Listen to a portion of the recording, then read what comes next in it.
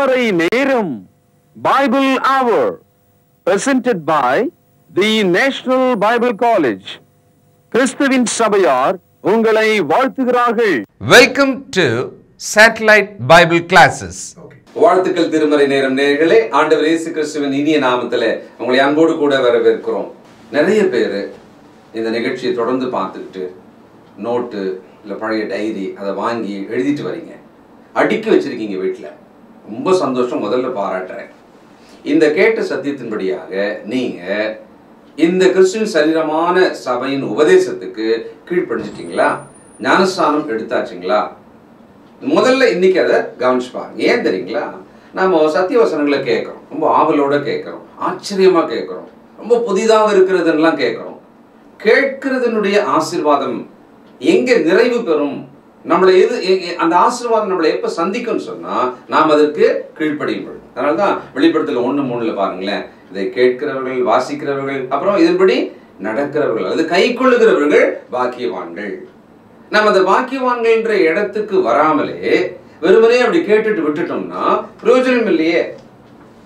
அந்த மெய்யான அந்த பலனை நாம் அடையத்தக்கதாக நாம் இருக்கணுமா இல்லையா? யோவான் சொல்றார் ஒரு இடத்துல, நீங்கள் பூரண பலனை பெறாதபடிக்கு உங்கள் பிரயாசங்கள்ல நீங்க ஏன் குறைவா இருக்கிறீங்க? நீங்கள் பூரண பலனை பெறும்படிக்கு நீங்க பிரயாசம் படுங்க, உங்க பிரயாசம் வீணா போக கூடாது என்ற தொடர்ந்து இந்த விழிப்புணர்வு நிகழ்ச்சியை கேட்டுக்கொண்டிருக்கிற, தொடர்ந்து பல தலைப்புகளின் கீழாக சத்தியத்தை கேட்டுக்கொண்டிருந்த சகோதரனே, தாயே, தகப்பனே, வாலிபனே, அம்மா, நீங்க இந்த சத்தியத்தின்படி கீழ்ப்படிஞ்சீங்க. கீழ்ப்படிந்தால் மட்டும்தான் பாக்கியவான்கள், ஆசீர்வதிக்கப்பட்டவர்கள் இல்லையா? அப்போ கேட்கிற விதத்துல கேட்கணும், விசுவாசிக்கத்தக்கதாக கேட்கணும். அடுத்தது கீழ்ப்படிந்து விடுவேன் தேவனுடைய வார்த்தைக்கு என்ற முடிவோடு கூட நாம கேட்கணும். கேட்கலாங்களா? இந்த நாளிலே நம்முடைய செய்தியாளர், தேசிய வேதாகம கல்லூரியினுடைய கல்வித்துறை தலைவர் டாக்டர் பீட்டர் சாலமன் ஐயா அவர்கள். வணக்கம் திருமறை நேர நேயர்களே, உங்கள் அனைவருக்கும் என்னுடைய நெஞ்சார்ந்த புதிய நாள் வாழ்த்துக்கள். விடியற் காலையிலே என்னை தேடுகிறவன், அதிகாலையிலே என்னை தேடுகிறவன் என்னை கண்டடைவான் என்று தேவனுடைய வார்த்தை கூறுவதை நாம் பார்க்கிறோம். காலை எல்லாவற்றின் துவக்கமாக இருக்கிறது. உலகமே தூங்கி கொண்டிருந்து அது விழித்தெழுவதை பார்க்கிறோம். காலை என்பது மகிழ்ச்சியான ஒரு வேளை, எல்லா ஆயத்தங்களையும் துவங்குகிற ஒரு வேளை. சகோதரர்களே, இந்த காலையில் நீங்கள் உங்கள் முழங்காலிலே ஜெபத்தோடு ஆரம்பித்து தேவ வசனங்களை கேட்டு மகிழ்ந்து எச்சரிப்புற்று இந்த புதிய நாளை நீங்கள் ஆசீர்வாதமாக மாற்றிக்கொள்ளும்படி உங்களை நான் அன்போடு கேட்கிறேன். இன்றைய நாட்களில் வெளிப்படுத்தல் 21ஆம் அதிகாரம் 5வது வசனத்தில், இதோ நான் எல்லாவற்றையும் புதிதாக செய்கிறேன் என்று கர்த்தர் சொல்கிறார். Behold, I make all things new. எல்லாவற்றையும் புதிதாக செய்கிறேன் என்று சொல்கிறார். ஒரு கால் நாம் பழைய உலகத்தில், பழைய வாழ்க்கையில், பழைய வேதனைகளில் நாம் இருக்கலாம். இன்றைக்கு ஒரு புதிய உலகத்தை நோக்கி, ஒரு புதிய ஆரம்பத்தில், ஒரு புதிய வல்லமையை நீங்கள் அடையும்படியாக உங்களை நான் அன்போடு கேட்டுக்கொள்கிறேன். வெளிப்படுத்தல் 1ஆம் அதிகாரத்தில் 3வது வசனம், அதாவது இதில் உள்ளவைகளை வாசிக்கிறவர்கள், கேட்கிறவர்கள், அதை கை கொள்கிறவர்கள் பாக்கியவான்கள் என்று நாம் பார்த்தோம். சகோதரர்களே, தேவனுடைய வசனத்தை கை கொள்கிற மக்கள் பாக்கியவான்கள் என்று வேதாகமம் சொல்லுகிறது. சகோதரர்களே, இந்த உலகத்தில் நாம் எத்தனையோ வகையான ஆசீர்வாதங்களை பெற்றுக்கொண்டாலும் தேவனுடைய வசனத்தை கை கொள்வதன் மூலம் நாம் ஆசீர்வதிக்கப்பட்டவர்களாகவும் பாக்கியவான்களாகவும் மாறுகிறோம். இப்போது பாக்கியம், அதாவது பிளஸ்ஸட் என்ற அந்த வார்த்தைக்கு என்ன அர்த்தம்? நம்ம தினமும் பிளஸ்ஸிங் என்ற வார்த்தையை பயன்படுத்துகிறோம், ஆசீர்வதியும் என்ற வார்த்தையை நம்ம பயன்படுத்துகிறோம், ஆசீர்வாதம் என்ற வார்த்தையை பயன்படுத்துகிறோம். அதாவது பரலோகத்துக்குரிய வார்த்தை இது. ஆசீர்வாதம் என்பது தேவன் மனிதனுக்கு கொடுப்பதாக இருக்கிறது. ஒரு முறை இயேசு பிரசங்கித்துக் கொண்டிருந்த போது அந்த கூட்டத்தில் இருந்த மக்கள் மிகுந்த ஆவலோடு ஆச்சரியமாக அந்த வார்த்தைகளை கேட்டுக்கொண்டிருந்தாங்க. அப்படி கேட்டுக்கொண்டிருந்த மனிதர்கள் மத்தியில் ஒரு பெண்ணுக்கு ஒரு ஆவேசம் போல இயேசு சொல்வதை கேட்டு கேட்டு மகிழ்ச்சி அடைந்த அவள் எழுந்து நின்று உரத்த குரலில் ஒரு செய்தியை சொன்னாங்க. கவனிப்போம். லூக்கா 11ஆம் அதிகாரம் 27வது வசனம். அவர் இவைகளை சொல்லுகையில் ஜனக்கூட்டத்தில் இருந்த ஒரு ஸ்திரீ அவரை நோக்கி, உம்மை சுமந்த கர்ப்பமும் நீர் பாலுண்ட முளைகளும் பாக்கியமுள்ளவைகள் என்று சத்தமிட்டு சொன்னாள். இயேசு கிறிஸ்துவினுடைய வார்த்தைகளை கேட்டுக்கொண்டிருந்த அந்த தாய் தன்னை போன்ற இயேசுவை பெற்ற அந்த தாயை நினைச்சு பார்க்குறாங்க. பைபிளில் போட்டிருக்கு, இயேசுவை சுமந்த அந்த கர்ப்பம், அந்த தாய் ஸ்திரீகளுக்குள்ளே ஆசீர்வதிக்கப்பட்டவள். ஏவாள் கூட அந்த மாதிரி ஆசீர்வதிக்கப்படல, சாராள் கூட அந்த மாதிரி ஆசீர்வதிக்கப்படல. உலகத்தில் பெண் என்று ஒருவள் இருப்பாளானால் அவர்களுக்குள்ளே ஆசீர்வதிக்கப்பட்டவர் மரியாள் தான்.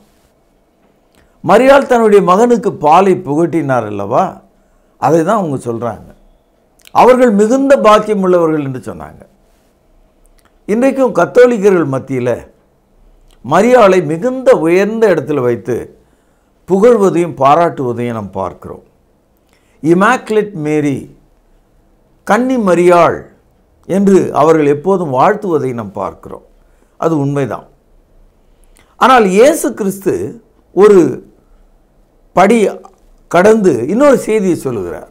பாருங்கள், லூக்கா எழுதிய சுவிசேஷம் 11ஆம் அதிகாரம் 28வது வசனம், பக்கம் 98, புதிய ஏற்பாடு. அதற்கு அவர், அப்படியானால் தேவனுடைய வார்த்தையை கேட்டு, பேனால் அடிக்கோடிடுங்கள், அதை கை கொள்ளுகிறவர்களே அதிக பாக்கியவான்கள் என்றார். இப்பொழுது இயேசுவை சுமந்த கர்ப்பம், அவருக்கு பாலை புகட்டின அந்த தாய் பாக்கியம் உள்ளவள் தான். ஆனால் அவளை பார்க்கிறோம் அதிக பாக்கியம் உள்ளவர்கள் யார்? இதை நான் சொல்ல, வேற யாரும் சொல்ல, இயேசு தாமே சொல்லுகிறார். மரியாளை விட அதிக பாக்கியம் உள்ளவர்கள் யார்? தேவனுடைய வார்த்தையை கேட்டு அதன்படி செய்கிறவர்கள். சகோதரர்களே, இது விளங்குதா உங்களுக்கு? நாம் பாக்கியம் உள்ளவர்களாக இருக்க வேண்டும் இல்லையா? இப்பொழுது சங்கீதம் 32 பக்கம் 688. எவனுடைய மீறுதல் மன்னிக்கப்பட்டதோ, எவனுடைய பாவம் மூடப்பட்டதோ அவன் பாக்கியவான். ஆச்சரியமா இருக்கு இல்லையா? அதாவது எவனுடைய மீறுதல்கள் மன்னிக்கப்பட்டதோ, எவனுடைய பாவம் மூடப்பட்டதோ அவன் பாக்கியவான். எவனுடைய அக்கிரமத்தை கர்த்தர் எண்ணாதிருக்கிறாரோ, எவனுடைய ஆவியிலே கபடம் இல்லாதிருக்கிறதோ அவன் பாக்கியவான். சகோதரர்களே, நம்முடைய பாவ மன்னிப்பு, தேவன் நம்முடைய கபடத்தையும் அக்கிரமத்தையும் சகல பாவங்களையும் இயேசுவின் இரத்தத்தினால் மன்னித்ததனால தாவீது தீர்க்க தரிசனமாக யாருடைய பாவங்கள் மன்னிக்கப்பட்டதோ அவன் பாக்கியவான் என்று சொல்லுகிறார். இந்த ரட்சிப்பின் அனுபவத்தை நீங்களும் நானும் பெற்றவர்களாக இருக்க வேண்டும். சகோதரர், இந்த உலகத்தில் அவனுக்கு என்னப்பா ஆசீர்வதிக்கப்பட்டவன், பாக்கியம் உள்ளவன், அவள் ஒரு பாக்கியவதி, அவன் ஒரு பாக்கியவான், இப்படி பரவலாக பேசுவதை பார்க்கிறோம். அப்படி பேசுகிறவர்கள் அந்த மனிதனிடத்தில் இருக்கிற சொத்துக்கள், பொருட்கள், தங்கும் வெள்ளி முதலானவைகள், இந்த வாழ்க்கையில் வாழ்வதற்கானவைகள், ஐஸ்வர்யம், இதுதான் நம்ம பாக்கியவான் சொல்கிறோம். ஆனால் வேத வசனம் சொல்லுகிறது இவைகள் அல்ல. எவனுடைய மீறுதல்கள் மன்னிக்கப்பட்டதோ, எவனுடைய பாவம் மூடப்பட்டதோ, எவனுடைய அக்கிரமத்தை கர்த்தர் எண்ணாதிருக்கிறாரோ அந்த நிலை, அதான் பாக்கியமான நிலை. இதை தான் நாம் இயேசு கிறிஸ்துவின் இரத்தத்தினாலே நாம் பெறுகிறோம். சகோதரர்களே, தேவனுடைய வார்த்தையை கை கொள்கிற மக்கள் பாக்கியவான்கள். மத்தேயு 7ஆம் அதிகாரத்தில் இயேசு கிறிஸ்து போதித்த உங்களுக்கு தெரிந்த 2 உவமையை உங்களுக்கு ஞாபகப்படுத்த நான் விரும்புகிறேன். இயேசு கன்மலையின் மேலே கட்டின ஒரு வீட்டையும் மணல் மேல் கட்டின ஒரு வீட்டையும் குறித்து பேசுகிறார். இதை நீங்கள் சிறு வயது முதல்ல கேட்டிருப்பீங்க. நம்முடைய மனதுக்குள்ள அந்த வீடு தான் ஞாபகத்தில் இருக்கிறது. ஆனால் வீடு அல்ல, அதை கட்டிய மனிதனை நாம் ஞாபகம் வைத்துக் கொள்வோம். இப்பொழுது மனிதன் மட்டுமல்ல, அந்த மனிதனுடைய கீழ்ப்படிதல் அல்லது கீழ்ப்படியாமை, இதை நாம் ஞாபகத்தில் வச்சுக்கணும். We think about the house, we think about the man, but we need to think about their obedience or disobedience. இதை தான் இயேசு இங்கே சொல்கிறார். பாருங்கள், மத்தேயு 7ஆம் அதிகாரம் 24வது வசனம். ஆகையால் நான் சொல்லிய இந்த வார்த்தைகளை கேட்டு, இந்த இடத்துல நான் என்பது இயேசுவை குறிக்கிறது. நான் சொல்லிய இந்த வார்த்தைகளை கேட்டு இவைகளின்படி செய்கிறவன் எவனோ, those who are obeying, இவைகளின்படி செய்கிறவன் எவனோ அவனை கன்மலையின் மேல் தன் வீட்டை கட்டின புத்தி உள்ள மனுஷனுக்கு ஒப்பிடுவேன். Is a man of wisdom, புத்தி உள்ள மனுஷன். இப்பொழுது 26வது வசனம். நான் சொல்லிய இந்த வார்த்தைகளை கேட்டு இவளின்படி செய்யாதிருக்கவன் எவனோ, டிசோபீடியன்ஸ், செய்யாதவன், டிஸ்ஒபே பண்ணவாள், அவன் தன் வீட்டை மணலின் மேல் கட்டின புத்தி இல்லாத மனுஷன், ஃபூலிஷ் மேன், அவனுக்கு நான் ஒப்பிடுவேன். இப்பொழுது வீடு மனிதன், ஞானமுள்ளவன் புத்தி இல்லாதவன். இப்போ நம்ம கவனத்தில் இருக்க வேண்டியது, கிறிஸ்துவனுடைய வார்த்தையை கேட்டு நடக்கிற மனிதன் யார்? இதை கேட்டுக்கொண்டிருக்கிற அன்பு நேயர்களே, பரிசுத்தவான்களே, கண்மணிகளே, தோழர்களே, இன்றைக்கு கிறிஸ்தவ மார்க்கத்தை விட்டு மதத்தில் மக்கள் இறங்கிவிட்டார்கள். அவர்கள் மனம் போனபடி இந்த வேதத்தை எடுத்து போதித்து தங்களை பெருமைப்படுத்திக் கொள்கிறாங்க. சபையை மறந்து ஊழியங்களுக்குள்ளே மூழ்கிட்டாங்க. பண வசூலில் ஈடுபட்டாங்க. பொய் சொல்ல துணிந்து விட்டார்கள். நாம் தேவனுடைய வார்த்தையை கவனிக்க வேண்டும். இயேசு கிறிஸ்து நமக்கு இரட்சகர் மட்டுமல்ல, அவர் நியாயாதிபதியாகவும் இருக்கிறார். அவருடைய வார்த்தையை கேட்டு நடக்கிற ஆள் யார்? அவருடைய வார்த்தையை கேட்டு நடக்கிற ஆள் முதல்ல புத்தி உள்ள ஆள். ரெண்டாவது, அவருடைய வார்த்தையை கேட்டு நடக்கிற ஆள் தன்னுடைய வீட்டை கன்மலையின் மேலே கட்டின புத்தி உள்ள மனுஷனாக இருக்கிறான். கன்மலையிலே கட்டுவது என்பது இயேசுவின் வார்த்தையின்படி நடப்பது. இயேசுக்கு ஒரு பேர் கன்மலை, கன்மலையாகிய கிறிஸ்து. மணல் மேலே கட்டின ஆளும் கூட ஒரு புத்திசாலி தான். அவன் ரொம்ப கஷ்டப்பட்டு கட்டியிருக்கான். கட்டி என்ன பயனு? பெருவெள்ளம் வந்தது, பெருமழை பொழிந்தது, அந்த வீட்டின் அஸ்திவாரத்தின் மேலே மோதியது, மணல் மேல் கட்டிய வீடு தரைமட்டமாக கரைந்து விழுந்தது. மத்தேயு 7ஆம் அதிகாரம் 26வது வசனம். நான் சொல்லி இந்த வார்த்தைகளை கேட்டு, இந்த இடத்துல கிறிஸ்து நான் என்று சொல்கிறார். இவைகளின்படி செய்யாதிருக்கிறவன் எவனோ, அர்த்தம் விளங்குது நமக்கு, அவன் தன் வீட்டை மணல் மேல் கட்டின புத்தி இல்லாத மனுஷனுக்கு ஒப்பிடப்படுவான். கிறிஸ்துவனுடைய வார்த்தையின்படி நடக்கிறவன் நடக்காதவன், நடக்கிறவன் ஞானம் உள்ளவன், நடக்காதவன் புத்தியினன். நடக்கிறவன் கன்மலையிலே வீட்டை கட்டியிருக்கிறான், நடக்காதவன் மணல் மேலே வீட்டை கட்டியிருக்கிறான். நீங்கள் இதை குறித்து உங்கள் மனதிலே சிந்திக்க வேண்டும். காரணம், கிறிஸ்தவ மார்க்கம் 33ஆம் ஆண்டு எருசலேமிலே துவங்கியது. ஆனால் 325க்கு பிறகு இன்றைய தேதி வரைக்கும் சுமார் 2000க்கு மேற்பட்ட பிரிவுகளாக கிறிஸ்தவம் மதமாக பிரிந்து கிடக்குது.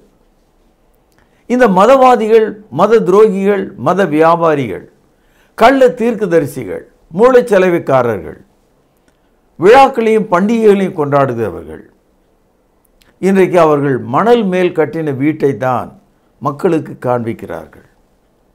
நியாய தீர்ப்பு வருவதை குறித்து அக்கறையற்று இருக்கிறார்கள். சகோதரர்களே, இந்த மாதிரியான மக்களுக்கு 3 அடையாளங்கள் இருக்கிறது. அதாவது கிறிஸ்துவனுடைய உபதேசத்தின்படி நடவாத ஆளுக்கு 3 அடையாளங்கள். ஒன்று, அவர்கள் தீர்க்க தரிசனம் என்று சொல்வார்கள். 2, பிசாசுகளை துரத்தினோம் என்று சொல்வார்கள். 3வது, அற்புதங்களை செய்தோம் என்று சொல்வார்கள். ஆக தீர்க்க தரிசனம், பிசாசுகளை துரத்துதல், அற்புதங்களை செய்தல், இந்த 3 அடையாளங்கள் எங்களுடைய மணல் மேல் கட்டின வீட்டின் அடையாளங்களாக இருக்கிறது. தீர்க்க தரிசனம் தேவை, பிசாசுகள் துரத்தப்பட வேண்டும், அற்புதங்கள் உண்டாக வேண்டும். ஆனால் அவைகள் புதிய ஏற்பாட்டின்படி கர்த்தரால் செய்யப்பட்டதாக, சொல்லப்பட்டதாக, நிகழ்த்தப்பட்டதாக இருக்க வேண்டும்.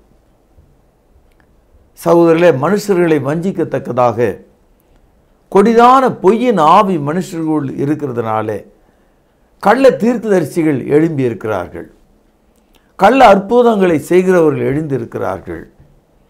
ஆகவே நீங்கள் ஜாக்கிரதையாக, நீங்கள் பாக்கியவான் என்ற அந்த நிலையில் உங்கள் பாவங்கள் மூடப்பட்டு மறைக்கப்பட்டு உங்களுடைய அக்கிரமத்தை கர்த்தர் எண்ணாதிருக்கும் அந்த பாக்கியத்தை அடைய வேண்டும். மல்கியாவினுடைய புத்தகம் 3வது அதிகாரம் 17வது வசனம், பக்கம் 1106. என் சம்பத்தை சேர்க்கும் நாளிலே அவர்கள் என்னுடையவர்களாய் இருப்பார்கள் என்று சேனைகளின் கர்த்தர் சொல்லுகிறார். ஒரு மனுஷன் தனக்கு ஊழியம் செய்கிறவனுடைய குமாரனை கடாட்சிக்கிறது போல நான் அவர்களை கடாட்சிப்பேன். ஒரு பாக்கியம் உள்ள ஒரு மனிதன் தேவனுடைய பொக்கிஷத்துக்கு சமமாக இருக்கிறான், தேவனுடைய மகனாக இருக்கிறான். தகப்பன் தன் பிள்ளையை ஆசீர்வதிப்பது போல தேவன் அவனை ஆசீர்வதிப்பதாக சொல்லுகிறார். அதனால்தான் வெளிப்படுத்தல் 1:3 நாம் வாசித்தோம், இந்த தீர்க்க தரிசன வசனங்களை வாசிக்கிறவனும் கேட்கிறவனும் அவைகளை கைக்கொள்கிறவரும் பாக்கியவான்கள் என்று எழுது. இன்றைக்கு நாம் எழுதப்பட்ட சத்தியத்தை படித்து கொண்டிருக்கிறோம். சகோதரர்களே, இந்த நாளில் உங்கள் மனம் உங்களை வஞ்சிக்காதபடிக்கு தேவனுடைய வசனத்தின் மீது வாஞ்சியாக இருக்க கற்றுக்கொள்ளுங்கள். இப்பொழுது நான் சொல்கிற இந்த கருத்துக்கள்லாம் புதுமையாகவும் மற்றவர்களைப் போல ஒரு சராசரியாக தெரியாமலும் இருக்கும். காரணம் என்னன்னா, புதிய ஏற்பாடு என்ன போதிக்கிறதோ அதை மட்டும் நாங்கள் போதிக்கிறோம். புதிய ஏற்பாடு எவைகளை நமக்கு போதிக்கவில்லையோ அவைகளை குறித்து நாம் அமைதி காக்கிறோம். சில விஷயங்களுக்கு நமக்கு பதில் இல்லை, அங்கே நாம் அமைதியாகத்தான் இருக்கணும். தேவையில்லாமல் நம்ம வாயை திறக்க வேண்டிய அவசியம் நமக்கு இல்லை. அதனால தான் 1 பேதுரு 4ஆம் அதிகாரம் 11ஆம் வசனத்தில் வாசிக்கிறோம், ஒருவன் போதித்தால் தேவனுடைய வாக்கியங்களின்படி போதிக்க கடவன். அதே போல 1 கொரிந்தியர் 4ஆம் அதிகாரம் 6வது வசனத்தில் படிக்கிறோம், எழுதப்பட்டவைகளுக்கு நீங்கள் மிஞ்சி எண்ண வேண்டாம், எவைகள் எழுதப்பட்டதோ அவைகளை மட்டும் நீங்கள் நம்புங்கள். 1 தீமோத்தேயு 4ஆம் அதிகாரம் 13வது வசனம், நான் வருமளவும் வாசிக்கிறதிலும் புத்தி சொல்கிறதிலும் உபதேசிக்கிறதிலும் ஜாக்கிரதையாயிரு. அப்போது கிறிஸ்தவர்கள் பாக்கியவான்களாக இருக்க விரும்பினால் அவர்கள் தேவனுடைய வார்த்தையை தினமும் வாசிக்கிறவர்களாக இருக்க வேண்டும், புத்தி சொல்கிறவர்களாக இருக்க வேண்டும். காரியங்கள் இப்படி இருக்கிறதா என்று சோதித்து பார்த்து நாம் அதை தெரிந்து கொள்கிறவர்களாக இருக்க வேண்டும். அப்போஸ்தலர் நடபடிகள் 17வது அதிகாரம் 11வது வசனம், பக்கம் 188. அந்த பட்டணத்தார் மனோவாஞ்சையாய் வசனத்தை ஏற்றுக்கொண்டு, பேனல் அடிக்கோடிடுங்கள், காரியங்கள் இப்படி இருக்கிறதா என்று தினம்தோறும் வேத வாக்கியங்களை ஆராய்ந்து பார்த்ததனால் தெசலோனிக்கியாவில் உள்ளவர்களை பார்க்கிலும் நற்குணசாலிகளாயிருந்தார்கள். நாம் பாக்கியவான்களாக இருக்க வேண்டுமானால் தேவனுடைய வசனத்தை வாசிக்கிறவர்களாக, அப்படியே ஒப்புக்கொள்கிறவர்களாக, அதை ஆராய்ந்து பார்க்கிறவர்களாக இருப்போமானால் நற்குணசாலிகள், ஆங்கிலத்தில் they will become noble in their mind. அவளுடைய மனது ஒரு அரசனை போல மகிழ்ச்சி உள்ளதாக இருக்குமா, ஒரு ராஜாவை போல அவன் இருப்பான். சகோதரர்களே, இந்த காலை பொழுதில் நாம் கேட்ட இந்த பாக்கியவான் என்ற அந்த கருத்து, இயேசு சொன்னார், என்னுடைய தாயாகிய மரியாளை விட, அவளுடைய கர்ப்பத்தை விட, அவளுடைய பாலை விட கர்த்தருடைய வசனத்தை கைக்கொள்கிற மனுஷன் பாக்கியவான் என்று சொன்னார். இந்த வசனங்கள் ஒரு தீப்பொறியை போல உங்களை பற்றி கொள்ளவும், உங்களுடைய விசுவாச பேரலையை உண்டாக்கவும், நீங்கள் தேவனுக்கு பிரியமாக இருக்கவும் உங்களை ஆசீர்வதித்து இன்றைய செய்தியை நான் இங்கே நிறைவு செய்கிறேன். நாளை நாம் சந்திப்போம். பிரார்த்தனை செய்வோம். மகா பரிசுத்த நிறைந்த எங்கள் தகப்பனே, எவனுடைய பாவங்களை கர்த்தர் எண்ணாதிருக்கிறாரோ, அக்கிரமங்களை எண்ணாதிருக்கிறாரோ, மூடப்பட்டதோ அவன் பாக்கியவான் என்று படித்தோமே. தகப்பனே, நாங்கள் அப்படிப்பட்ட ஒரு பாக்கியவானாக இருக்க எங்களுக்கு உதவி செய்தருளும். கேட்ட மக்கள் யாவரையும் ஆசீர்வதியும். ஆண்டவர் இயேசுவின் நாமத்திலே ஜெபத்தை கேட்டருளும். பரிசுத்த நிறைந்த நல்ல பிதாவே, ஆமேன். ஆண்டவராகிய இயேசு கிறிஸ்துவின் ஒப்பற்ற தூய்மையான நாமத்தில் திருமறை நேர நேயர்களுக்கு காலை வணக்கம். இந்த காலை பொழுதுல சூரியன் புதிதாக உதிக்கிறார், காற்று புதிதாக வீசுகிறது. நாம் ஒவ்வொருவரும் ஒரு புதிய பலத்தோடு காலையிலே எழுந்திருக்கிறோம். ஆம் பிரியமானவர்களே, தேவன் சகலத்தையும் புதிதாக்கக்கூடியவர். இந்த உலகத்தை புதிதாக்கும்படி, தேவனுடைய பிள்ளைகளாக மாற்றும்படி தம் சொந்த குமாரனையே அனுப்பினார். நீங்க வேதாந்தத்தை பாருங்க, பழைய ஏற்பாடு புதிய ஏற்பாடு என்று படிக்கிறோம். அப்படி என்றால் இயேசு கிறிஸ்து புதிய உடன்படிக்கைக்கு, அதாவது புதிய ஏற்பாட்டுக்கு மத்தியஸ்தராய் இருக்கிறார். பழைய உடன்படிக்கைக்கு மோசே மத்தியஸ்தராய் இருந்தார். ஆனால் புதிய உடன்படிக்கைக்கு இயேசு மத்தியஸ்தராய் இருக்கிறார். நீங்கள் எந்த உடன்படிக்கை கீழே இருக்கீங்க? சிந்தித்து பாருங்க. பழைய ஏற்பாட்டின் கீழ் மிருகம் பலியாக கொடுக்கப்பட்டது, மிருக ரத்தம் பாவ மன்னிப்புக்கு என்று கொடுக்கப்பட்டது. ஆனால் புதிய உடன்படிக்கையின் கீழே நமது ஆண்டவராக இயேசு கிறிஸ்து பலியாக கொடுக்கப்பட்டு அவருடைய விலையேறப்பட்ட ரத்தம் நம்முடைய பாவங்களை சுத்திகரிக்கிறதா இருக்கிறது, இல்லைங்களா? அப்போ புதியது, புதிய ஏற்பாடு, புதிய உடன்படிக்கை எவ்வளவு விசேஷமா இருக்கிறது பாருங்கள். பழைய உடன்படிக்கை இஸ்ரவேலர்கள் அல்லாத மக்களை புறம்பே தள்ளியது. ஆனால் புது உடன்படிக்கை அனைத்து மக்களையும், உலகத்தில் உள்ள அனைத்து மக்களையும், ஜாதி வித்தியாசமின்றி, தேச வித்தியாசமின்றி, மொழி வித்தியாசமின்றி, கலாச்சார வித்தியாசமின்றி, கல்வி தகுதி வித்தியாசமின்றி அனைவரையும் சேர்த்துக் கொள்ளக்கூடியதா இருக்கிறது. நீங்க எந்த உடன்படிக்கையின் கீழே இருக்கீங்க யோசித்து பாருங்க. பிரியமானவர்களே, இந்த நாளில பாக்கியவான்கள், சங்கீதத்தில பாக்கியவான்கள் பாக்கியவான்கள் என்று நிறைய வார்த்தைகள் இருக்கிறது. எவனுடைய பாவங்கள் மன்னிக்கப்பட்டதோ அவன் பாக்கியவான், அப்படின்னா ஆசீர்வதிக்கப்பட்டவர். அதே போல மத்தேயுல மலை பிரசங்கத்துல இயேசு கிறிஸ்து ஆவிலே எளிமையுள்ளவர்கள் பாக்கியவான்கள் என்று ஒரு பாக்கியவான்கள் பட்டியலை கொடுக்கிறார். அதற்கு அடுத்தாற் போல வெளிப்படுத்தின விசேஷத்துல பல இடங்களிலே பாக்கியவான்கள் பாக்கியவான்கள் என்று வந்திருக்கிறது. இந்த வார்த்தைகளை வாசிக்கிறவனும் கேட்கிறவனும் அதை கைக்கொள்வனும் பாக்கியவான் என்று இப்படி பல்வேறு இடங்களிலே வேதாகமம் பாக்கியவான்களுடைய பட்டியலை நமக்கு கொடுக்கிறது. இன்னும் நீங்கள் கேட்ட செய்திருந்து உங்களுக்கான பரிசு கேள்வி இதுதான். யார் யாரை காட்டிலும் அதிக பாக்கியவான்கள்? கொஞ்சம் யோசித்து சரியான பதிலை எழுதுங்க. முதல்ல கேள்வி எழுதி கொள்ளுங்க, வசனத்தை தேடுங்க, குறிப்புகளை நோக்கி பாருங்க, சரியான பதிலை எடுத்து வசன குறிப்போடு எழுதுங்க. சரியான பதிலுக்கு நல்ல பரிசுகள் காத்திருக்கிறது. கேள்வி இதுதான், யார் யாரை காட்டிலும் அதிக பாக்கியவான்கள்? எழுதி கொண்டீர்களா? நல்லது நேரத்தில் தொடர்ந்து நிகழ்ச்சியை பாருங்க, பிறரையும் பார்க்கும்படி உற்சாகப்படுத்துங்க. 2 விஷயம் நீங்க செய்யணும். 1, புதிய உடன்படிக்கைக்கு கீழ்ப்படிய வேண்டும். 2, புதிய உடன்படிக்கை சொல்லுகிறபடி தேவனை தொழுது கொள்ள வேண்டும். இயேசு வரும் வரை அவரை போல வாழ வேண்டும். அதற்காக தான் அவரே இந்த பூமிக்கு வந்தார். செய்வீர்களா? கர்த்தராகிய இயேசு கிறிஸ்துவின் கிருபை நாம் மீண்டும் சந்திக்கும் வரை உங்கள் அனைவரோடு கூட இருப்பதாக. தொடர்பு கொள்ள வேண்டிய முகவரி: திருமறை நேரம், 58 சர்ச் தெரு, குமரன் நகர், சென்னை 6,82,000. தொலைபேசி எண் 044225500882. செல்போன் 9385500882. கர்த்தாவே, தேவர்களில் உமக்குப்பானவர் யார்?